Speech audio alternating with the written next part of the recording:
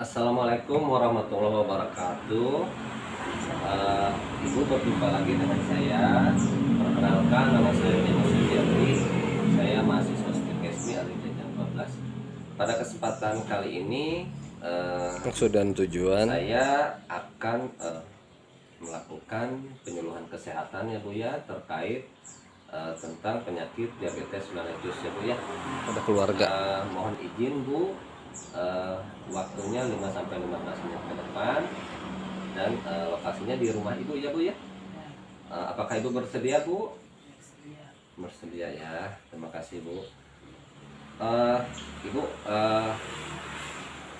di sini media yang kami gunakan adalah leaflet ya Bu ya, leaflet tentang penyakit diabetes mellitus. Ya, jadi di sini nanti Ibu bisa baca-baca ya Bu, terkait tentang cara pencegahan diabetes mellitus ya Bu ya, untuk menambah wawasan ya. Baik Ibu, untuk mempersingkat waktu, di sini saya akan menjelaskan tentang apa sih penyakit diabetes mellitus atau kencing manis itu ya Bu ya. Baik Ibu, di sini saya akan menjelaskan tentang penyakit diabetes mellitus ya. Sejauh ini Ibu mengetahui apa itu penyakit gula Bu, atau penyakit diabetes mellitus Bu?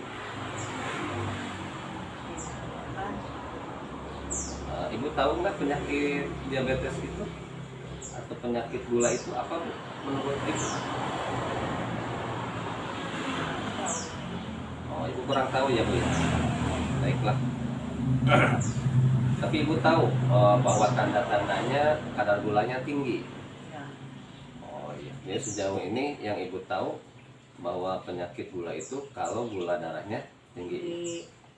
Baik. Ibu, di sini saya akan menjelaskan tentang penyakit diabetes mellitus ya Bu ya. Kemudian tanda-tanda penyakit diabetes mellitus itu seperti apa, terus penyebabnya seperti apa, terus penanganannya seperti apa ya Bu ya. Baik, saya akan jelaskan. Jadi penyakit diabetes mellitus itu adalah suatu penyakit yang ditandai dengan terjadinya peningkatan kadar gula ya, atau hiperglikemia dan gangguan metabolisme karbohidrat, lemak dan protein yang dihubungkan dengan kekurangan secara absolut atau relatif dari kerja atau sekresi insulin. Jadi biasanya gejala-gejala yang timbul itu Bu adalah seperti sering kencing, sering lapar, sering haus ya Bu ya. Dan biasanya terjadi penurunan berat badan dan keluhan-keluhan lain seperti pegal-pegal atau kesemutan ya Bu ya. Jadi penyakit gula ini merupakan suatu penyakit yang menahun ya Bu ya. Jadi biasanya penyakit ini akan menyertai penderita seumur hidupnya. Oleh karena itu proses pengobatan untuk penyakit diabetes mellitus itu perlu pengawasan ya Bu ya, perlu kesabaran dan keikhlasan ya Bu ya, dari penderita sendiri, kemudian dukungan dari keluarga juga Bu ya. Karena kita tahu bahwa penyakit ini dikatakan tidak bisa disembuhkan ya Bu ya, tapi bisa dilakukan pengontrolan ya Bu ya. Ibu tahu angka kadar gula yang normal itu berapa Bu? 160. Nanti di sini saya akan menjelaskan ya Bu ya. Jadi gimana angka kadar gula darah itu terbagi menjadi kadar gula sewaktu, kadar gula darah puasa, dan kadar gula setelah makan ya Bu ya. Di sini kadar gula puasa normal itu apabila itu sudah puasa ya, lihat normalnya itu adalah kurang dari 100 mg per dl ya Bu ya. Kemudian apabila ditemukan kadar gulanya 100 sampai 125 berarti itu menandakan pradiabetes ya Bu ya, atau beresiko terjadinya gula. Kemudian apabila dinyatakan diabetes itu lebih dari 125 mg per desiliter. Yang kedua adalah kadar gula sesaat ya Bu ya, kadar gula sesaat atau 2 jam setelah makan ya. Jadi apabila ibu dilakukan pengecekan kadar gula setelah 2 jam ya Bu ya, itu normalnya kurang dari 140 Bu. Normalnya kurang dari 140. Tapi kalau misalkan ditemukan setelah pemeriksaan itu di angka 140 sampai 200 itu dikatakan pradiabetes ya. Jadi beresiko terjadinya atau diabetes awal ya Bu ya, gejala diabetes. Kemudian apabila ditemukan setelah makan 2 jam dicek ternyata lebih dari 200 berarti itu dikatakan diabetes. Terus kalau kadar gula darah sewaktu ya Bu ya, itu dinyatakan antara 90 sampai 180 ya Bu ya, itu dinyatakan atas. Kemudian apa saja sih Bu jenis dan penyebabnya? Ya, jenis dan penyebabnya terdapat 3 jenis dan penyebab diabetes. Yang pertama diabetes tipe 1 ya. Diabetes tipe 1 itu biasanya disebabkan karena faktor keturunan ya Bu ya. Jadi apabila ibu menemukan misalkan anak dari kecil udah mengidap penyakit gula, biasanya itu karena faktor keturunan. Jadi faktor keturunan itu bisa saja diperoleh dari pasangan yang memiliki riwayat penyakit gula ya. Jadi ibunya punya penyakit gula, bapaknya juga punya penyakit gula, terus menikah, terus anaknya itu memiliki keturunan penyakit gula ya. Kemudian apabila diabetes tipe 2 itu adalah diabetes yang disebabkan bukan karena faktor keturunan ya Bu ya. Biasanya karena pola makan yang salah sewaktu muda ya, kebanyakan untuk mengkonsumsi karbohidrat, misalkan karena ditemukan ya Bu ya kurang gerak, pengobatan atau sering minum minuman alkohol yang sehingga pankreasnya rusak. Biasanya terjadi pada usia di atas 45 tahun ya Bu ya. Kemudian ada juga penyakit diabetes itu karena disebabkan kehamilan ya Bu ya, atau disebut diabetes gestasi. Terus penyebab lainnya adalah di samping faktor keturunan, faktor usia yang tadi saya sudah sebutkan, biasanya di atas 45 tahun ya Bu ya. Faktor kegemukan, kurang gerak, kehilangan insulin ya, yang biasanya terjadi kerusakan pada kerja pankreasnya ya Bu ya. Jadi menyebabkan terganggunya produksi hormon insulin. Dan kebiasaan mengkonsumsi alkohol, terus obat-obatan yang bisa menyebabkan terjadinya diabetes.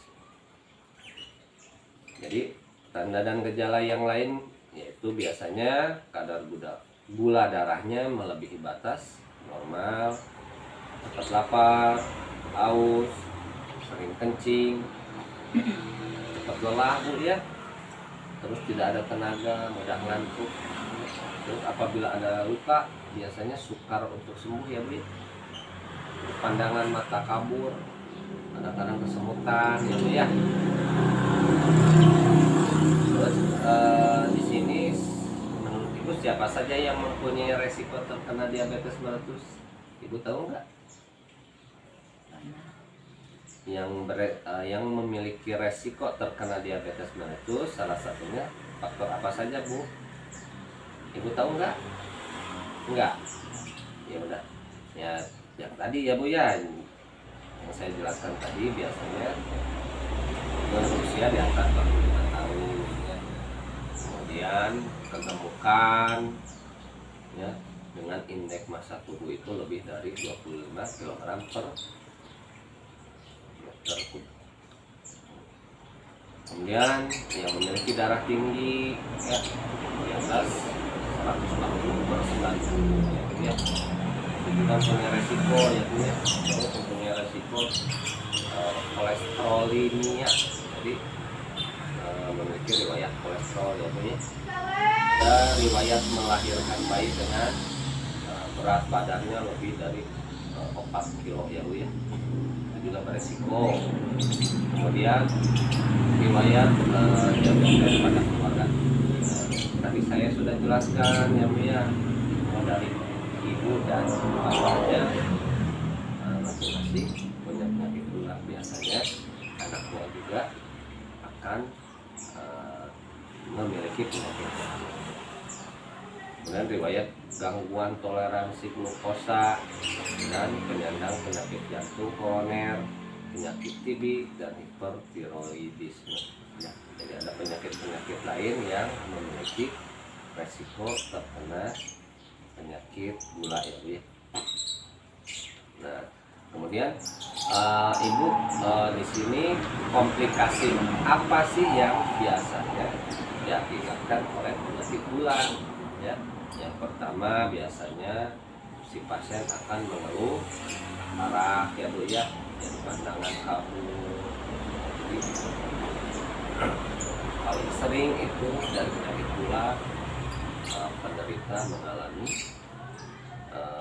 katarak ya Bu ya, sehingga banyak yang dilakukan operasi.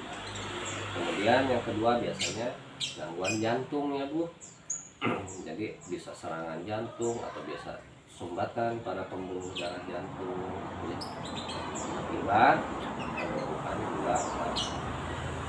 Kemudian apabila ada luka susah sembuh ya, kadang-kadang kematian jaringan yang berujung harus diamputasi ya Bu ya.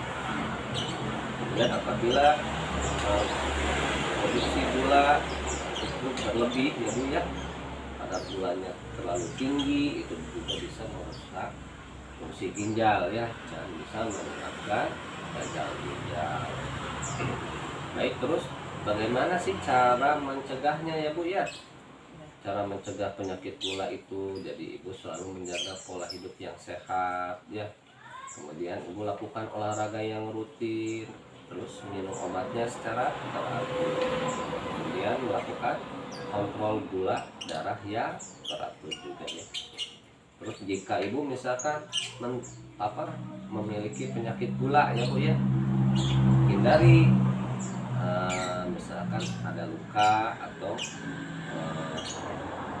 jadi dengan menggunakan alas kaki saat berjalan ya Bu ya, sandal, sepatu ya.